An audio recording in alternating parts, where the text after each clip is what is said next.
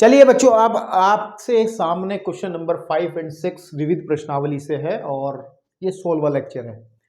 चलिए पहले क्वेश्चन यानी कि जो इस वीडियो का पहला और एक्सरसाइज का 5वां क्वेश्चन है, दिखाइए कि क्या कह रहा है। दिखाइए कि ए अगर उपसमुच्चय है बी का आपके पास में, ठीक है ना, तो हमें दिखाना है कि सी माइनस बी जो है वो सी माइनस ए का उपसमुच्चय होगा। अच्छा एक बात सुनो, अगर मेरे को, मैं थोड़ा सा इस क्वेश्चन के दायरे में आके काम कर रहा हूं, इसके बारे में नहीं बात कर रहा हूं, बात इसी के बारे में कर रहा हूं।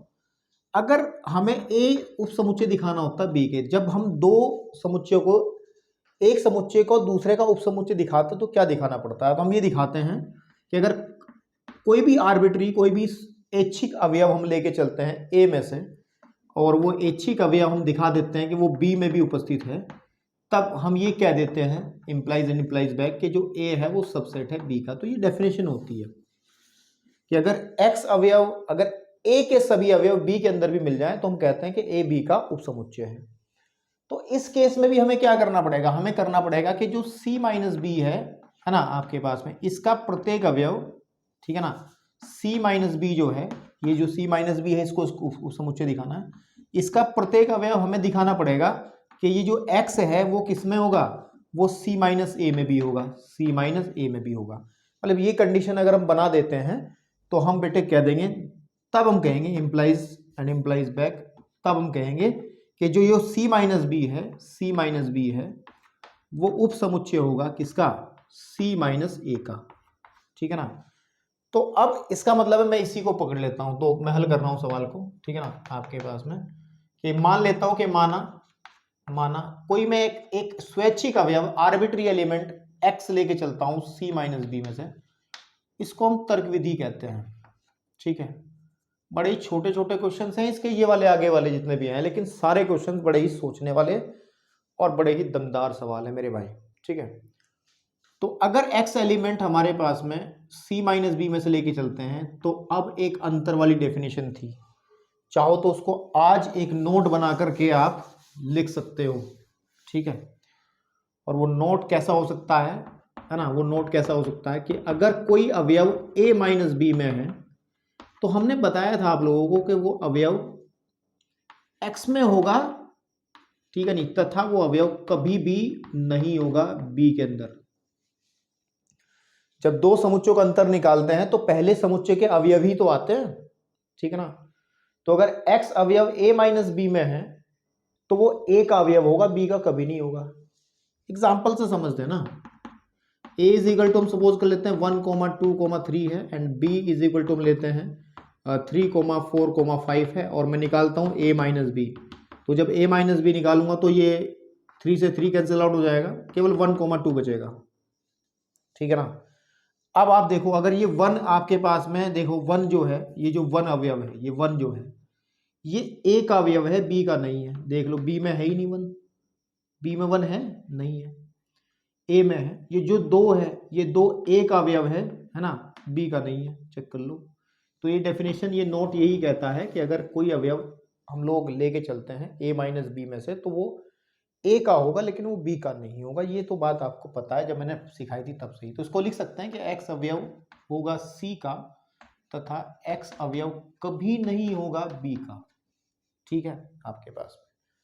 अब ध्यान दो, दिस इंप्लाइज x अवयव c में है, इससे कोई दिक्कत नहीं है, तथा अब x अवयव हमारा b में नहीं है, तो ये कन्फर्म है वो a में भी नहीं होगा। क्यों?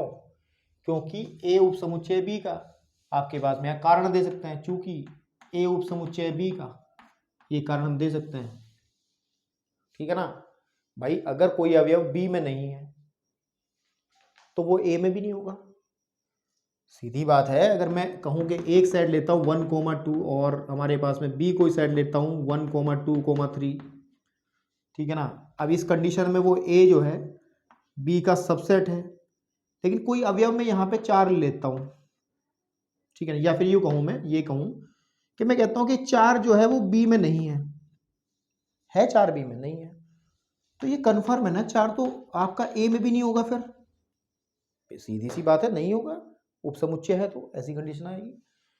तो अब अगर मैं इसको समेट दूं, इस डेफिनेशन को क्या कह सकते हैं, तो x एलिमेंट किस में चला जाएगा बताओ, सी माइनस ए में चला जाएगा। चेक कर लो, चेक कर लो। यही तो कहता है कि अगर ये दोनों तरफ से ट्रू है, ध्यान रखना, इधर से इधर भी, इधर से इधर भी, कि अगर एक्स एलिमेंट ए में है बी में नहीं है, इसका मतलब एक्स एलिमेंट ए माइनस बी में चला जाएगा। तो अगर एक्स एलिमेंट सी में है तथा ए में नहीं है तो इसका मतलब वो सी माइनस बी में चला जाएगा। और हम लोग लेके किस में चले थे, सी माइनस बी में लेके चले थे, है ना। एक्स एलिमेंट किस में लेके चले थे, सी माइनस बी में लेके चले थे। दिखा किस में दिया हमने, सी माइनस ए में। तो इन कंडीशन से हम लोग समुच्चय उप समुच्चय की परिभाषा से हम कह सकते हैं कि सी माइनस बी उप समुच्चय होगा सी माइनस ए का। क्योंकि आपको पता है ना कि अगर एक्स एलिमेंट हम ए में लेके चलते हैं तथा एक्स वही, तथा हम लोग ये करते हैं कि, या तथा लगा लो, तथा एक्स एलिमेंट हम बी में भी दिखाते हैं, तो इसका मतलब होता है आपका जो ए है वो सबसेट हो जाएगा बी का। तो वही तो लगा, एक्स एलिमेंट इसमें है, एक्स एलिमेंट इसमें भी है, तो ये वाला इसका उप समुच्चय हो जाएगा। आई थिंक ये क्वेश्चन हो गया प्रूफ आपका, ठीक है ना, आपके पास में। चलिए अब क्वेश्चन नंबर हम बढ़ते हैं 5 की तरफ। किसकी तरफ, 6 की तरफ। और 6 की तरफ बढ़ने के लिए ना मैं यार थोड़ा मेरा हाथ सही इधर ही पड़ता है, तो मैं इसको रफ कर रहा हूँ। आप लोगों ने शायद स्क्रीनशॉट ले लिया होगा, मैंने बहुत जल्दबाजी की है रफ करने में।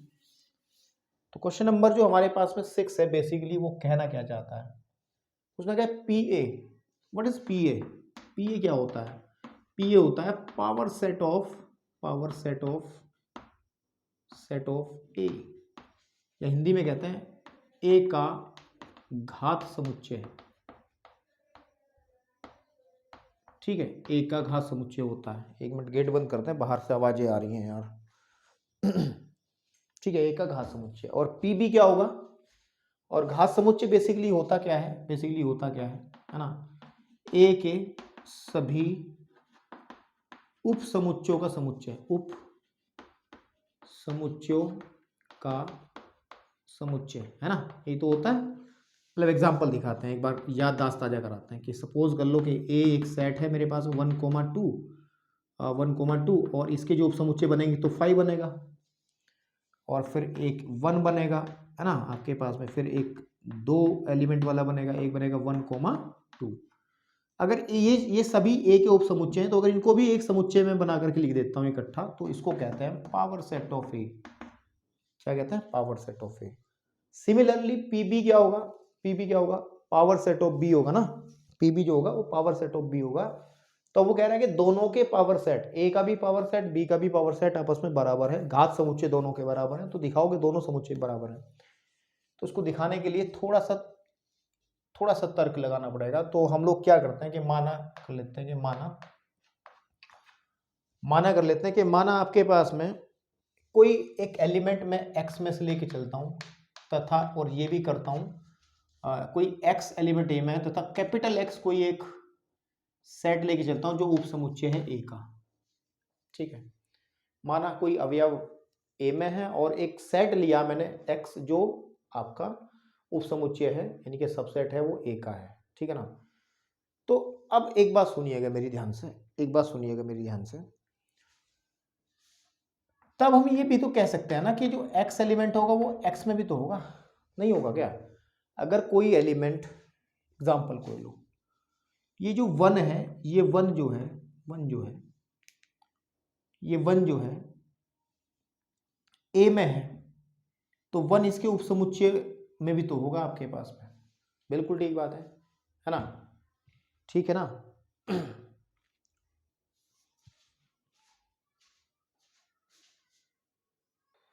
ठीक है, देखिए, तो अगर हम एक चीज इसमें कंसीडर करके चलते हैं कि हम लेके चले कि x जो है वो सबसेट है a का, तो इसका मतलब क्या है?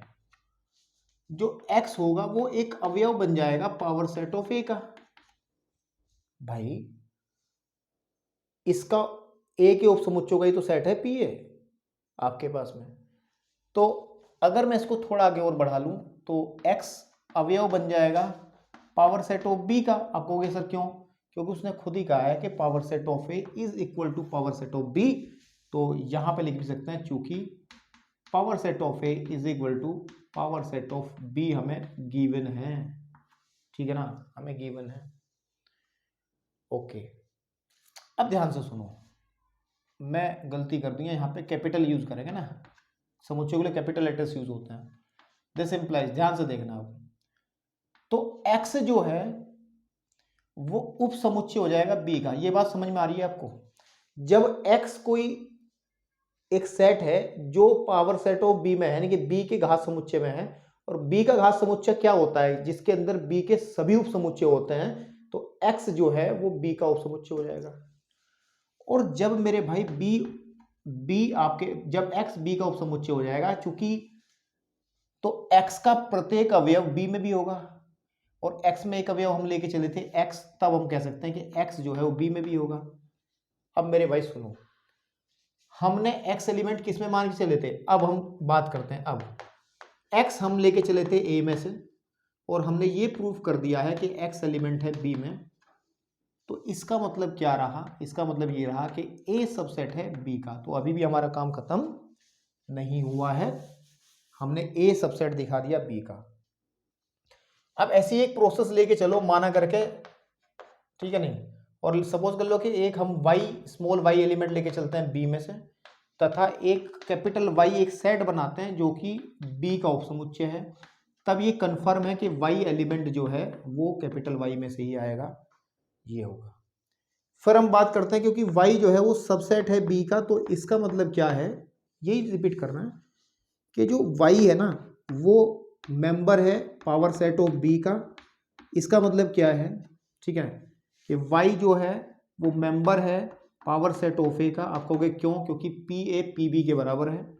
और इसका मतलब क्या है आपके पास में, कि जो y है वो उप समुच्चय है a का। इसका मतलब क्या है कि जो y एलिमेंट आएगा वो a में से आएगा। मतलब जैसे हमने कहानी ऊपर करी थी ऐसे नीचे कर दी। तो फाइनली हम ये कह सकते हैं कि हम लेके चले थे, अतः हम ये कह सकते हैं कि हम लोग लेके चले थे कि y सबसेट है b का, और हमने ये दिखा दिया कि y जो है, y जो है अवयव है b का, और हमने दिखा दिया कि y अवयव है a का। तो इसका मतलब ये है, दोनों तरफ से ट्रू होती हैं ये बातें, कि क्या, कि जो हमारे पास में b है वो सबसेट हो जाएगा a का। अब लुक एट दिस, ये फर्स्ट कंडीशन है, ये सेकंड कंडीशन है। और अगर ध्यान दिया जाए मेरे भाई, अगर ध्यान दिया जाए, फर्स्ट कहती है, ठीक है नहीं, फ्रॉम, ठीक है ना, आपके पास फ्रॉम फर्स्ट ए सबसेट है बी का, एंड फ्रॉम सेकंड ये तो, और बी सबसेट है ए का। ये तो फौजदारी वाली बात हो गई, लड़ाई झगड़े वाली बात हो गई। वो कह रहा मैं तुम्हारा बच्चा हूं, ये कह रहा नहीं मैं तुम्हारा बच्चा हूं, तो दिक्कत तो वाली बात हो गई ना। फिर इनका हल एक ही है, कोई किसी का बच्चा नहीं है, सब बराबर हैं। तो हम कह सकते हैं ऐसा है, a बराबर b है। ऐसा कभी पॉसिबल तभी होगा जब दो समुच्चय आपस में बराबर होंगे, तभी वो एक दूसरे के उपसमुच्चय होंगे। अगर a बराबर हम कोई सेट मान लेते हैं 1,2 है ना, और b कोई सेट 1,2, अब ये दोनों बराबर हैं, तो हम कह सकते हैं a उपसमुच्चय b का और b उपसमुच्चय है a का। अगर बराबर ना हो तब ये स्थिति पैदा नहीं हो सकती है। तो I think this is the question number 6। अब मैं 7th की तरफ जाता हूं आपको लेकर के, ठीक है बेटा। चलिए क्वेश्चन नंबर 7 के अंदर भी बहुत आसान क्वेश्चन है। कह रहा है किन्हीं दो समुच्चयों के लिए, अगर हमारे पास में दो समुच्चय हों a और b, क्या ये सत्य है कि अगर हम a के घात समुच्चय और b के घात समुच्चय का यूनियन करें तो वो इन दोनों समुच्चयों के यूनियन का घात समुच्चय बन जाएगा? तो कतई भी नहीं है, ये बिल्कुल असत्य बात है, नो। आंसर में आएगा, इसका आंसर आएगा नहीं। और नहीं को जस्टिफाई करने के लिए हमें बताना पड़ेगा नहीं क्यों है। तो एग्जांपल लेते हैं, सपोज कर लो हमने एक एग्जांपल 1,2 ले लिया, ठीक है, 1,2 हमने ले लिया, और b कोई एक सेट ले लिया, उसने हम किन्हीं भी ले सकते हैं। मान के चलो कि हमने ले लिया 3,4 ले लिया आपके पास में। तो अब मैं क्या कर रहा हूँ, पावर सेट ऑफ एक जनरेट कर रहा हूँ। पावर सेट ऑफ ए क्या बनेगा, ए के सभी उपसमुच्चय 5 हो जाएगा, 1 हो जाएगा, है ना, एंड 2 हो जाएगा आपके पास में, और एक आ जाएगा 1,2, ठीक है ना, ये हो गया। पावर सेट ऑफ बी अगर मैं बनूंगा तो ये आ जाएगा 5 आ जाएगा, एंड 3 आ जाएगा, फिर आपका 4 आ जाएगा, और एक आ जाएगा 3,4, ठीक है। और अगर मैं पावर सेट ऑफ ए का union power set of B के साथ करूंगा तो मेरे पास मिलेगा 5 और 1, ठीक है, और 2, ठीक है, और 1,2, ठीक है, और आ जाएगा 5 तो आ ही चुका है, फिर आएगा 3, ठीक है ना, फिर आ जाएगा 4 और फिर आ जाएगा 3,4 है ना आपके पास में। तो ये पावर सेट ऑफ ए का यूनियन बन गया है ना। अब अगर मैं देखूं ए यूनियन बी, तो ए यूनियन बी जो बनेगा, वो बनेगा यहाँ से जो मैंने एग्जांपल लिए उसके आधार से 1 2 3 एंड 4, ठीक है ना आपके पास में। तो अगर मैं इसका power set of A union B बनाऊं तो बेसिकली इसके जो जितने भी उप समुच्चय बनेंगे, सब 5 बनेगा, 1 बनेगा, ठीक है ना आपके पास में, ठीक। और फिर बनेगा 2 बनेगा, और फिर 3 बनेगा, फिर 4 बनेगा। अभी तक तो फीलिंग आ रही होगी सर जी बराबर जा रहा है। फिर बनेगा 2 2, अभी तो एक आ गया ना, फिर 2 2 का 1,2 1,3 1,4, ठीक है ना।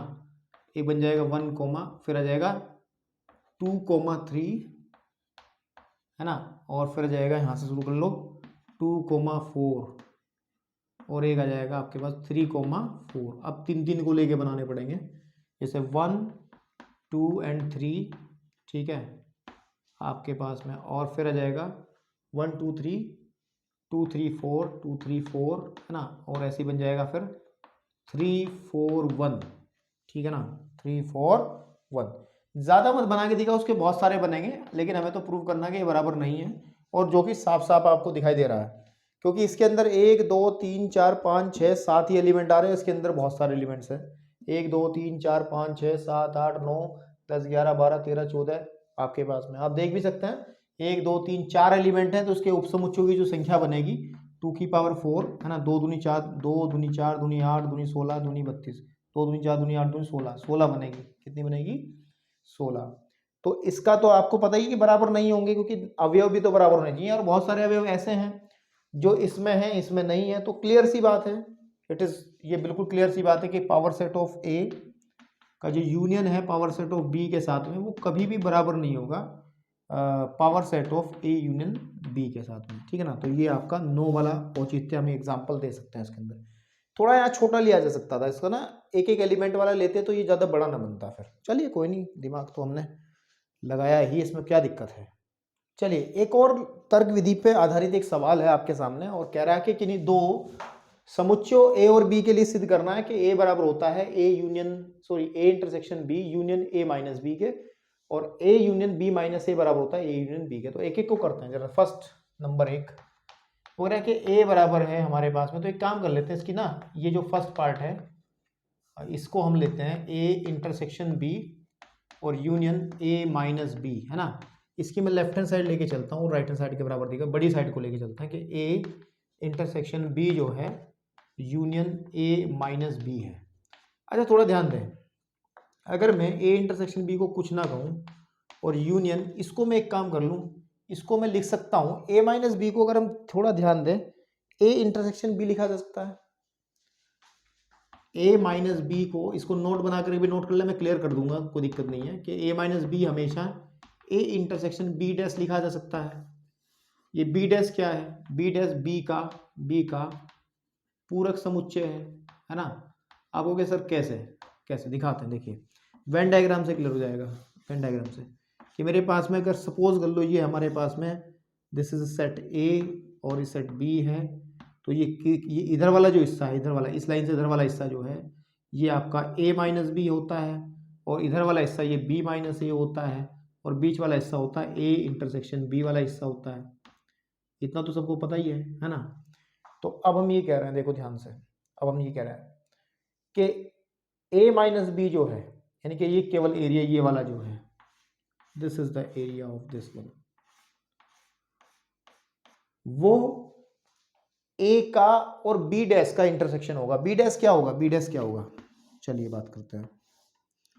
ये मेरे पास में सेट ए है और ये बी है।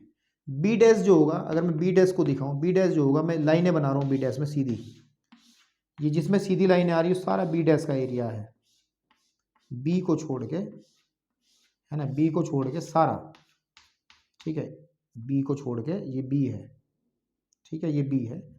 इस बी को छोड़ दिया जाए तो बाकी जो बचा हुआ सारा एरिया जो है वो क्या है, बी डैश है।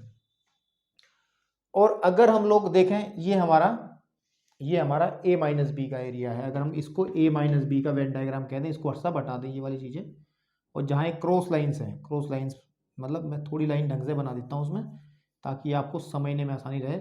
मैं इसमें ऐसी लाइन बना रहा हूँ, ये वाली लाइन, ये जो इस तरीके की लाइन वाला एरिया है जहाँ एक क्षैतिज रेखाएं खींची हैं, तो ये जो एरिया है ये है ए माइनस बी का।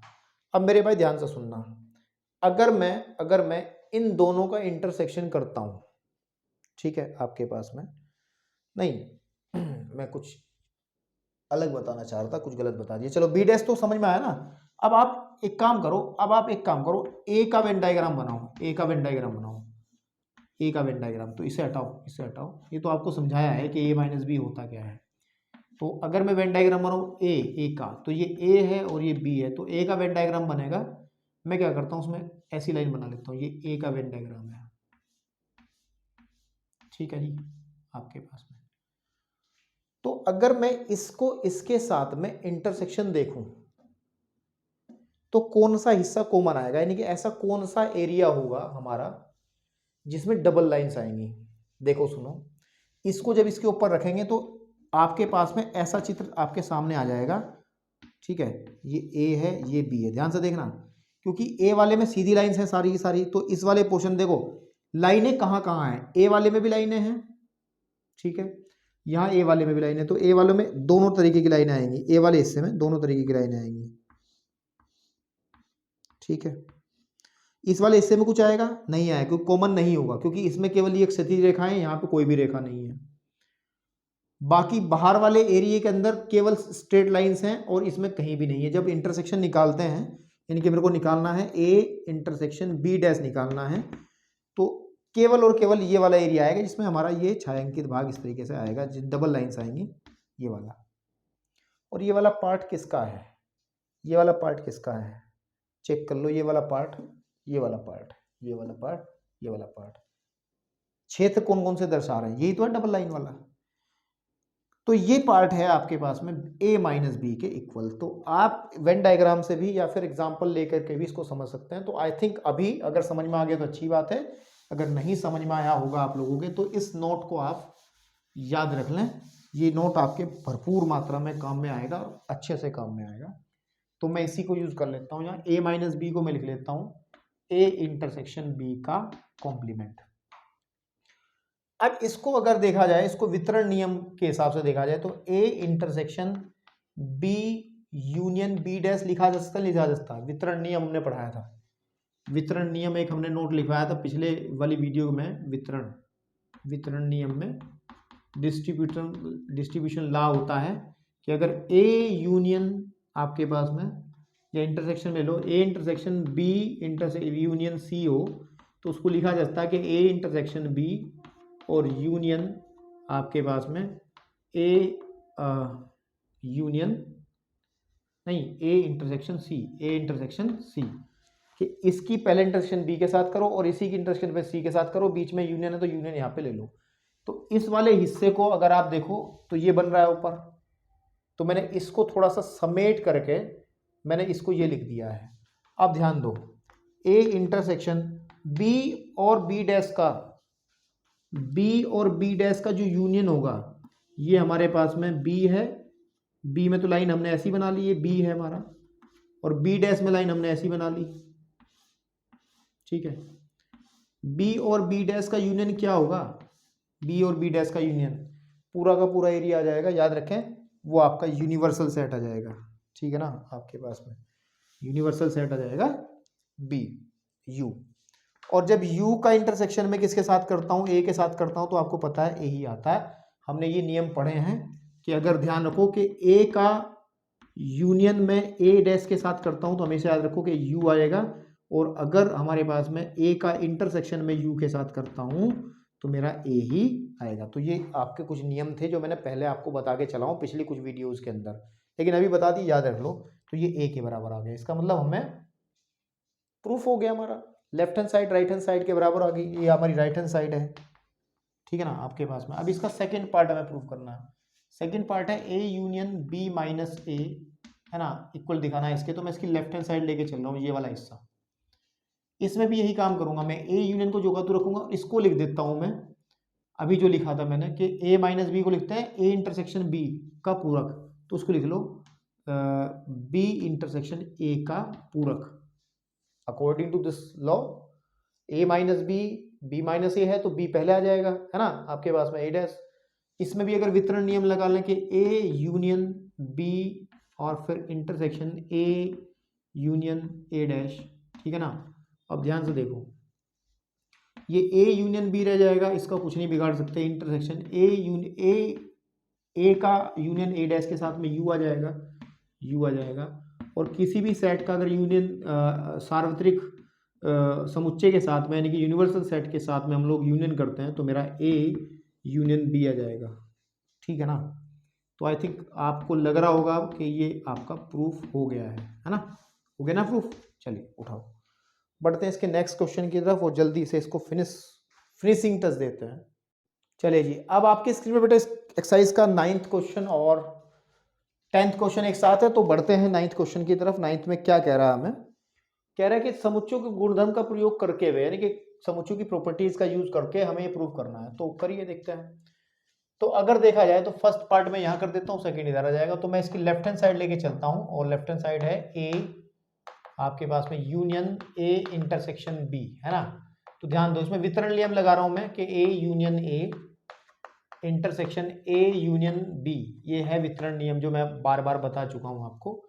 तो ए यूनियन ए तो ए ही होता है, और इसका इंटरसेक्शन अगर मैं ए यूनियन बी के साथ करता हूं, तो मैंने कुछ अलग थोड़ा ही कर दिया, फिर ऊपर ही आ गया मैं जो कहता हूं, ठीक है आपके पास में, ठीक।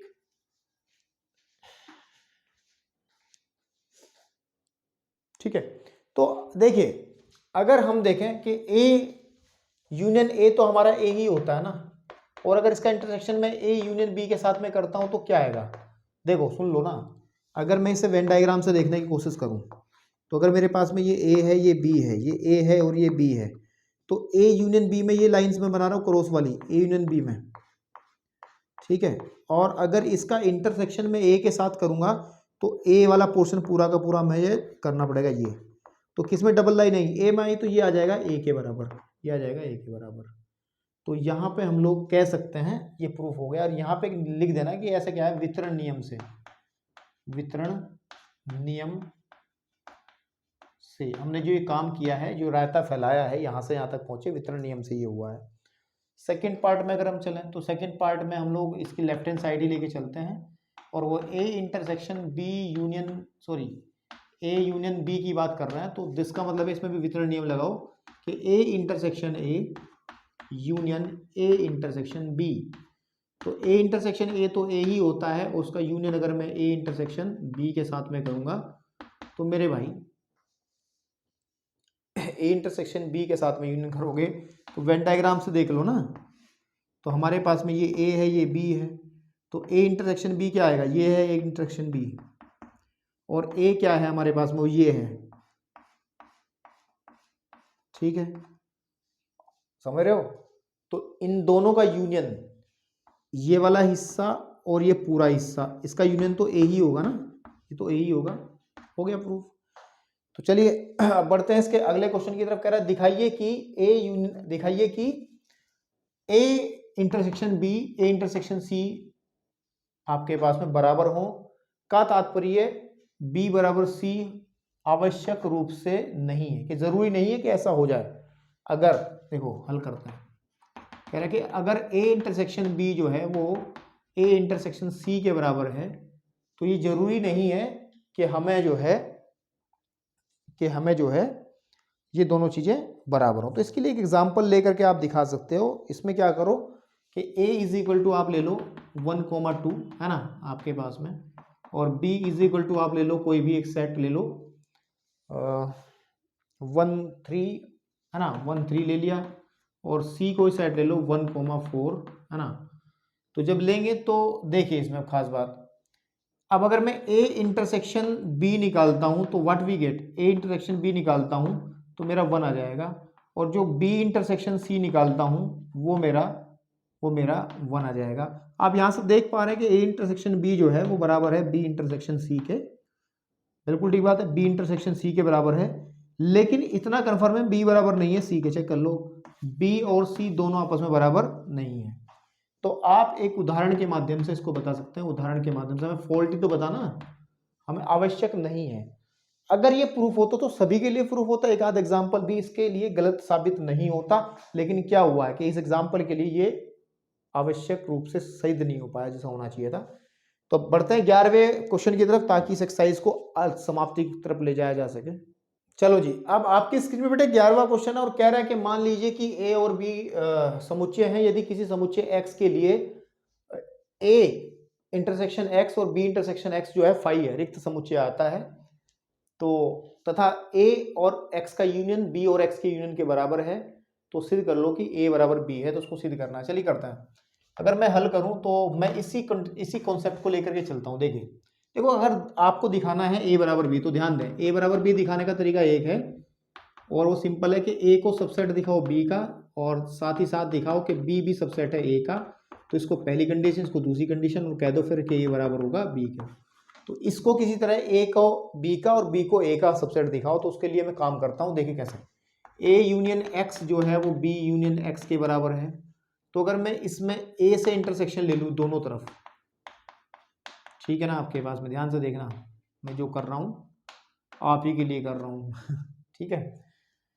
तो अगर इसमें वितरण नियम लगा लें कि A intersection A union A intersection X बराबर होगा A intersection B union A intersection X, ठीक है ना।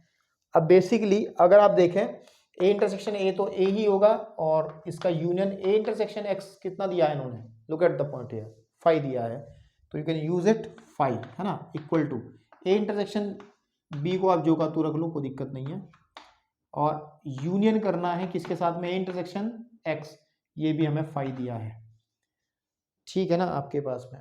अब अगर ध्यान दें,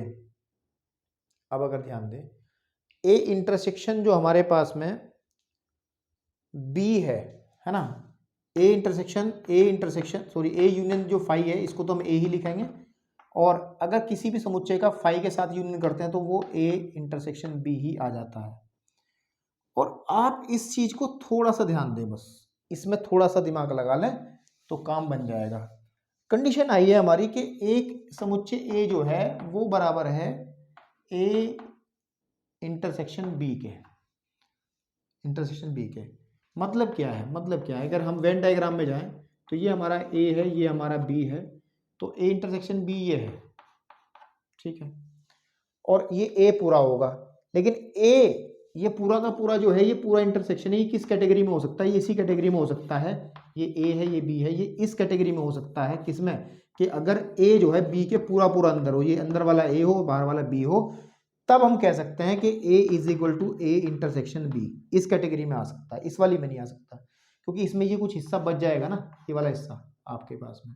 तो यानी कहने की बात यह है कि अगर इसको आप नोट बना करके भी लिख सकते हैं, ठीक है, नहीं आप इसको नोट कैसे बना के लिख सकते हैं मैं बता रहा हूँ, नोट बना के लिख लो, आई नोट कि क्या, कि यदि ए बराबर हो ए इंटरसेक्शन बी, तब हम कह सकते हैं कि जो हमारे पास में बी है, ठीक है, जो ए है वो सबसेट होगा बी का।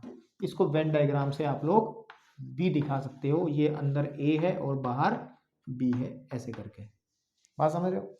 तो मैं अब क्या कह सकता हूं, तब मैं ये कह सकता हूं इस कंडीशन से कि जो ए है वो सबसेट है बी का। तो मेरा एक लक्ष्य पूरा हो गया, क्योंकि मुझे ए बराबर बी दिखाना है, तो मुझे दिखाना था ए सबसेट बी और बी सबसेट ए, है ना। तो मेरा ये हिस्सा तो आ गया। अब मैं दूसरे की तरफ चलता हूं। देखिए अब पुनः आप लोग दोबारा से फिर इसी कंडीशन को उठा लो कि ए यूनियन एक्स बराबर है बी यूनियन एक्स के। इस बार आप बी का इंटरसेक्शन करो इनके साथ में, ठीक है ना, यहाँ भी बी का इंटरसेक्शन करो इसके साथ में, ठीक है। तो क्या मिलता है वितरण नियम से कि B intersection A union B intersection X बराबर B intersection B union B intersection B union X, ठीक है ना, बी यूनियन एक्स आपके पास में। अब ध्यान से देखना, बी यूनियन एक्स। अब ध्यान से देखना, व्हाट इज दिस, ये तो आपके पास में फाई हो गया ना, तो B intersection A union phi, क्योंकि वो दिया है phi equal to B intersection B, B ही होता है, और यूनियन कर लें बी यूनियन एक्स के साथ में। मैंने गलत कर दिया, यहाँ पे इंटरसेक्शन ही तो आएगा, इंटरसेक्शन ही आएगा यहाँ, और इसको भी हम फाई कह देंगे फिर, ठीक है ना। तो बी इंटरसेक्शन ए, क्योंकि फाई के साथ में तो ये यही आ जाएगा, बराबर जाएगा बी के, मतलब फाई के साथ में आप यूनियन करो किसी का भी तो वही आएगा ना। तो अब इसी कॉन्सेप्ट के हिसाब से अगर देखा जाए तो इसका मतलब क्या है, इसका मतलब है कि बी है सबसेट ए का। जो प्रॉपर्टी मैंने इसमें यूज करी थी वही तो करी है हमने। अगर इसको मैं थोड़ा सा सीधा करके लिख दूं, मैं लिखूंगा B is equal to B intersection A, तो अब आ जाओ ना, तो बी सबसेट हो गया ए का, तो इसको आप फर्स्ट कंडीशन कहते हैं, इसको कहते हैं सेकंड आपके पास में, और कह सकते हैं from first and second, from first and second, तो हमारा ए इक्वल टू आ जाएगा बी। उठाओ इसको, स्क्रीनशॉट लो, तब मैं बढ़ता हूं नेक्स्ट क्वेश्चन की तरफ, क्वेश्चन नंबर 11 की तरफ। चलिए एक एग्जांपल, सॉरी एक क्वेश्चन इसका 12वें नंबर का है। इसमें कह रहा है कि ए बी सी ज्ञात करो, 3 समुच्चय ए बी सी ज्ञात करो आपके पास में, जिनमें A intersection B, B intersection C और ए इंटरसेक्शन सी अरिक्त हो। अरिक्त का मतलब कुछ ना कुछ कॉमन होना चाहिए, तीनों में कुछ ना कुछ कॉमन होना चाहिए, ए बी में भी और बी सी में भी, सी और ए में भी। अरिक्त का मतलब होता है जो रिक्त ना हो, सीधी बात है, यानी कुछ ना कुछ अवयव उसके अंदर होने चाहिए। जब आप ए और बी का इंटरसेक्शन करो तो तब भी एक सेट कोई मिलना चाहिए, रिक्त नहीं मिलना चाहिए, यानी कि ये फाई के बराबर आपके पास में नहीं होना चाहिए। ऐसे बी इंटरसेक्शन सी भी फाई के बराबर नहीं होना चाहिए, और ए इंटरसेक्शन सी भी आपका फाई के बराबर नहीं होना चाहिए। तो और साथ ही के इन तीनों का इंटरसेक्शन फाई हो जाए, और कह रहा है कि अगर तीनों को देखें, तीनों का इंटरसेक्शन फाई होना चाहिए। तो इसके लिए एग्जांपल ले लेंगे, आप बात खत्म करें इसमें। ए बराबर अगर आप लेके चले 1,2 और बी इक्वल टू लेके चल रहे 1,3 है ना आपके पास में, और सी इज इक्वल टू आप ले लें 1,2, इसमें ले लो 2,3, इसमें ले लो आप 2,3, ठीक है, और सी में ले लो आप 1,3, ठीक है ना 1,3।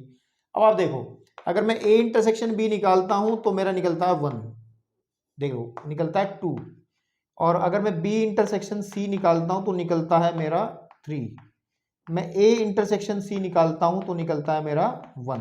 देखो फाई तो नहीं है ना, फाई, ये तो कंडीशन फिलफिल हो गई ना।